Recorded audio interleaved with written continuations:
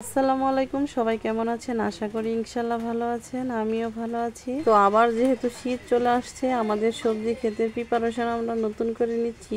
প্রথমে যেগুলো দেখলেন সেগুলো হয়েছে বেগুনের চারা, আর দেখেন আমাদের পেঁপেগুলো মাশাআল্লাহ কত সুন্দর হয়েছে। আর সবজি ক্ষেতের মাঝখানে ঠিক এই যে হলুদ গাছ হয়েছে, সেখানে ফুল ধরেছে অনেক সুন্দর।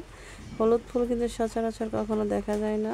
দেখেন পেঁপে গাছে কত সুন্দর ফুল ফুটেছে। সবজি ক্ষেতের সব আবর্জনা পরিষ্কার করে আমরা এইভাবে কুপিয়ে নিয়েছি নতুন করে বীজ রোপণ করার জন্য।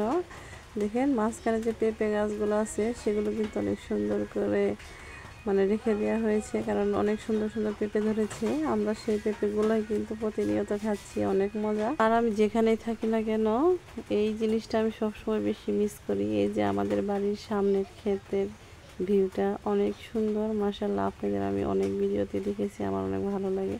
আর দেখেন আমাদের বাড়ির ভিতরেও কিন্তু অনেক সুন্দর সুন্দর পেঁপে ধরেছে। আর একটা পেঁপে কাটার পর দেখছি স্টার তারার মতো পেঁপের ভিতরে অনেক সুন্দর দেখাচ্ছে। তো তাই ভাবলাম শেয়ার করে নিই।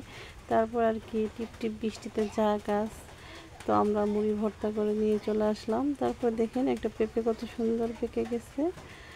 তো ভিডিওটা যদি ভালো লাগে থাকে অবশ্যই লাইক কমেন্ট শেয়ার করতে কিন্তু একদমই ভুলবেন না। আর যখন ভিডিওটা এডিট করছিলাম তখন কিন্তু টিপ টিপ বৃষ্টি হচ্ছিল। আর এই গাছের নামটা কি সবাই একটু কমেন্টসে বলে যাবেন। এটা নাকি ওষুধ করণীয় গাছ।